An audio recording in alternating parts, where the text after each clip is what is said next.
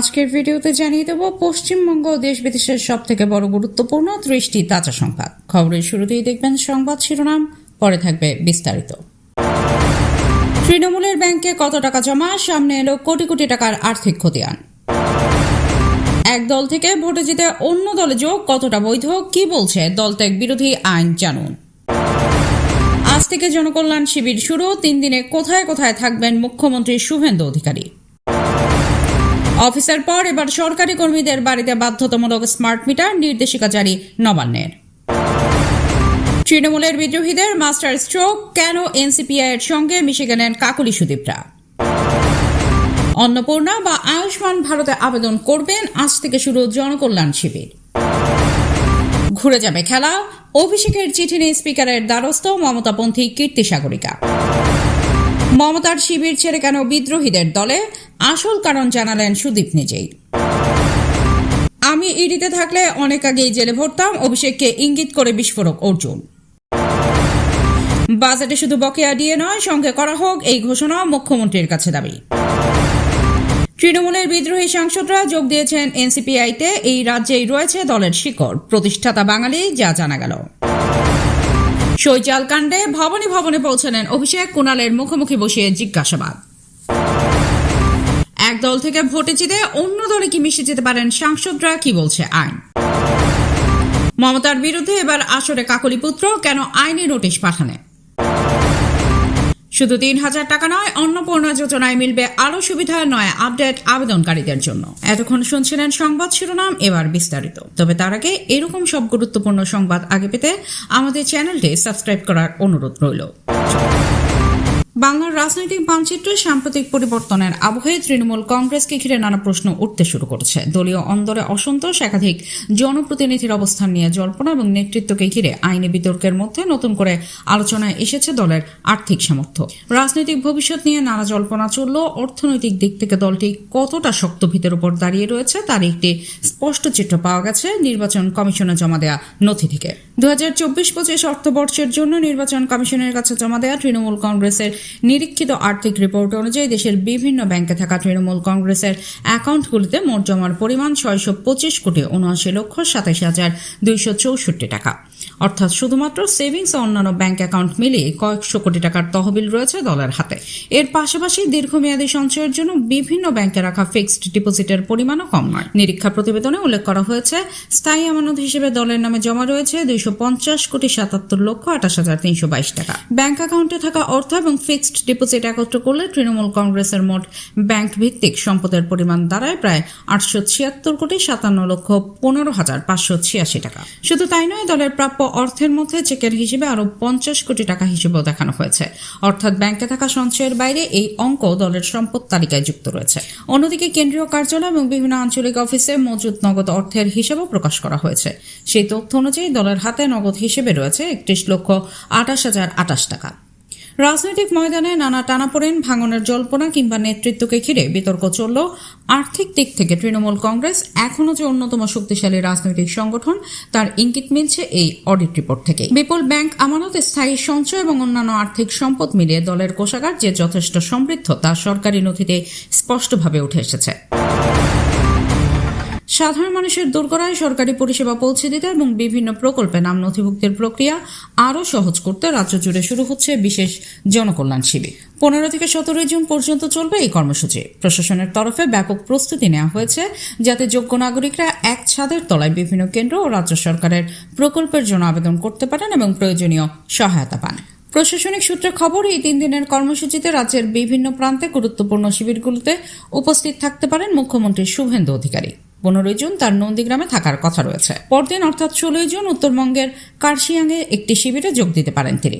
17 June দক্ষিণ 24 পরগনায় আয়োজিত শিবিরেও তার উপস্থিতির সম্ভাবনা রয়েছে বলে জানা গিয়েছে। এই বিশেষ শিবিরগুলিতে নাগরিকদের জন্য একাধিক গুরুত্বপূর্ণ প্রকল্পের আবেদন ও পরিষেবার ব্যবস্থা রাখা হয়েছে। এর মধ্যে রয়েছে অন্নপূর্ণা যোজনায় আবেদন সংক্রান্ত সহায়তা, আয়ুষ্মান ভারত প্রকল্পের নাম নথিভুক্তি, প্রধানমন্ত্রী জনধন যোজনা, পিএম জীবন জ্যোতি বীমা যোজনা এবং অটল পেনশন যোজনায় যোগদানের সুযোগ।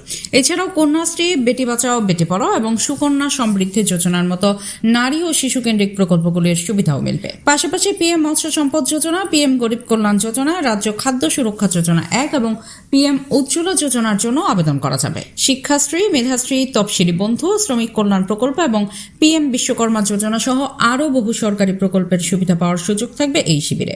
শিবিরগুলোর সার্বিক তদারকির দায়িত্বে থাকবেন সংশ্লিষ্ট জেলার জেলাশাসকরা। প্রতিটি জেলায় পৃথক কন্ট্রোল রুম খোলা হচ্ছে, যাতে পরিষেবা প্রদানে কোনো ধরনের সমস্যা হলে দ্রুত ব্যবস্থা নেওয়া যায়। নাগরিকদের সুবিধার জন্য রাজ্য স্তরে একটি কেন্দ্রীয় কন্ট্রোল রুমও চালু করা হয়েছে এবং সহায়তার জন্য টোল ফ্রি নম্বর 180034501117 রাখা হয়েছে। স্বচ্ছতা ও জবাবদিহি নিশ্চিত করতে শিবির প্রাঙ্গণে বাধ্যতামূলকভাবে সিসিটিভি ক্যামেরা বসানোর নির্দেশ দেওয়া হয়েছে।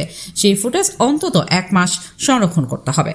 আবেদনকারীদের কাছ থেকে অনুমোদিত তালিকার বাইরে কোনো অতিরিক্ত নথি চাওয়া যাবে না। একই সঙ্গে যোগ্য ব্যক্তিদের কোনোভাবেই পরিষেবা থেকে বঞ্চিত না করার নির্দেশ দেওয়া হয়েছে। আবেদনপত্র পূরণ, নথির প্রতিলিপি তৈরি এবং ফর্ম জমা দেওয়ার মতো সমস্ত পরিষেবা সম্পূর্ণ বিনামূল্যে দেওয়া হবে। তাছাড়া শিবিরে জমা পড়া প্রতিটি অভিযোগ ডিজিটাল মাধ্যমে নথিভুক্ত করে আবেদনকারীকে একটি পৃথক রেফারেন্স নম্বর দেওয়া হবে। রাজ্যের বিভিন্ন প্রান্তে এই উদ্যোগের মাধ্যমে সরকারি পরিষেবাকে আরও জনমুখী ও সহজলভ্য করে তোলাই প্রশাসনের প্রধান লক্ষ্য। জল্পনা সত্যি করে ভেঙে খান খান হয়ে গেল তৃণমূল। রবিবার এনসিপিআই তথা ন্যাশনালিস্ট সিটিজেন্স পার্টি অফ ইন্ডিয়ার সঙ্গে মিশে গেলেন কাকলি ঘোষ দস্তিদার, সুদীপ বন্দ্যোপাধ্যায় থেকে শুরু করে শতাব্দী রায়, সায়নী ঘোষরা। এই আবহে প্রশ্ন উঠতেই পারে, কেন তৃণমূলের পৃথক শিবির তৈরি না করে অন্য দলের সঙ্গে মিশে গেলেন বিদ্রোহী সাংসদরা। জানা যাচ্ছে, আইনের জটিলতা এড়ানোর জন্য অন্য দলে মিশে যাওয়ার সিদ্ধান্ত নিয়েছেন তৃণমূলের 20 জন বিদ্রোহী সাংসদ। কারণ আইন অনুযায়ী একটি দলের ভিতর দুটি শিবির কিংবা ফ্রন্ট থাকতে পারে না। এমনটা হলে তারা দল ত্যাগ বিরোধী আইনে ফেসে যাবেন। সেই ঝুঁকি এড়াতে কাকলি সুদীপরা অন্য দলে মিশে গেলেন বলে মনে করা হচ্ছে। তাই এদিক থেকে দেখলে তাদের এই সিদ্ধান্তকে মাস্টার স্ট্রোকও বলা যায়। এ বিষয়ে বারাসাতের সাংসদ কাকলি ঘোষ দস্তিদার বলেন, আমরা যারা অল ইন্ডিয়া তৃণমূল কংগ্রেস থেকে নির্বাচিত সাংসদ, তারা আজ দলের প্রতি নিজেদের ক্ষোভ লোকসভার অধ্যক্ষ ওম বিড়লাকে জানিয়েছি। সেই সঙ্গে ভিন্ন দল ন্যাশনালিস্ট সিটিজেন্স পার্টির সঙ্গে মিশে যাওয়ার সিদ্ধান্তও জানানো হয়েছে। আমরা আলাদা বসার চিঠি দিয়েছি। আমাদের 2/3 বেশি সংখ্যাগরিষ্ঠতা। দেশের জন্য প্রধানমন্ত্রীর নেতৃত্বে আমরা কাজ করব। এতদিন গুঞ্জন শোনা যাচ্ছিল তৃণমূলের আলাদা শিবির তৈরি করে এনডিএ কে সমর্থন করার আবেদন জানাতে পারেন দলের বিদ্রোহী সাংসদরা। তবে সেই জল্পনায় জল ঢেলে আজ অন্য দলে মিশে গেলেন তারা।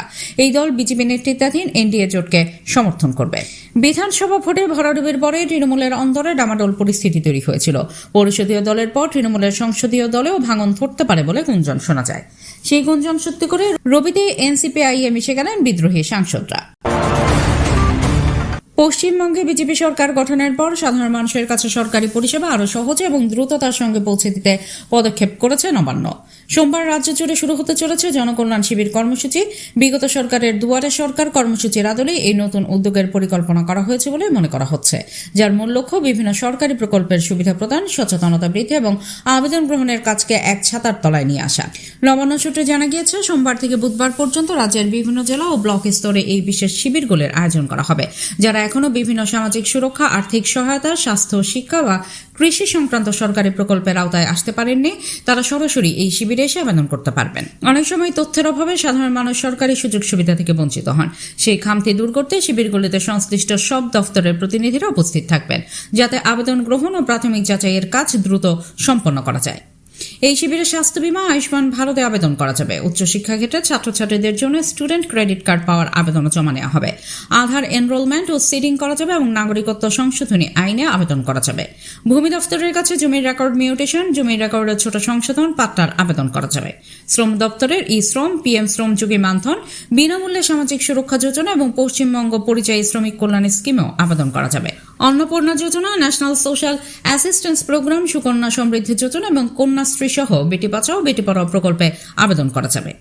পাশাপাশি কৃষকদের জন্য পিএম কিষাণ সম্মান নিধি, কিষাণ ক্রেডিট কার্ড, মাটির স্বাস্থ্য কার্ড, কৃষি পরিকাঠামো তহবিলের জন্য আবেদন করা, কৃষি পরিকাঠামো তহবিলের জন্য আবেদন করা যাবে। অনগ্রসর শ্রেণী কল্যাণ ক্ষেত্রে প্রি ম্যাট্রিক ও post matric scholarship, Shikshashree, Medhashree ও তফসিলি বন্ধু, অর্থ তথা ব্যাংক বিষয়ক ক্ষেত্রে প্রধানমন্ত্রী জনধন যোজনা, পিএম জীবন জ্যোতি বীমা যোজনা, পিএম সুরক্ষা বীমা যোজনা ও অটল পেনশন যোজনা, মৎস্যজীবীদের জন্য পিএম মৎস্য কিষাণ সমৃদ্ধি সহ যোজনা, খাদ্য ও সরবরাহ দফতরে পিএম গরিব কল্যাণ অন্ন যোজনা, রাজ্য খাদ্য সুরক্ষা যোজনা 1 এবং পিএম উজ্জ্বলা যোজনার জন্য আবেদন করা যাবে।